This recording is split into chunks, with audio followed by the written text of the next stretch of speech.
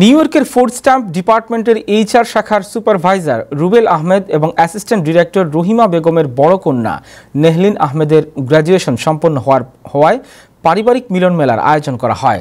রোববার নিউ ইয়র্কের long island পার্কে এই মিলন মেলায় কমিউনিটির বিশিষ্ট ব্যক্তিবর্গের মধ্যে কাউন্সিলম্যান ফয়সাল আহমেদ, আলী আমজাদ, সৈয়দ দুদু মিয়া, সৈয়দ ইলিয়াস খসরু, জাবেদ আহমেদ, মাহমুদ আহমেদ, ইর্তিজা আহমেদ, হারুনুর রশিদ তালুকদার, আব্দুল জব্বার সিদ্দিকী, সৈয়দ রুহুল ইসলাম, মাওলানা তারেকুল ইসলাম, সুমন আহমদ ও জাবেদ আহমদ সহ পারিবারিক ও প্রতিবেশী আত্মীয় স্বজনরা উপস্থিত ছিলেন।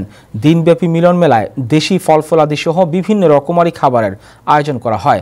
এ সময় রুবেল আহমেদ এবং রহিমা বেগম তাদের বড় কন্যা নেহলিনের উজ্জ্বল ভবিষ্যৎ ও সাফল্যের জন্য সকলের দোয়া কামনা করেন।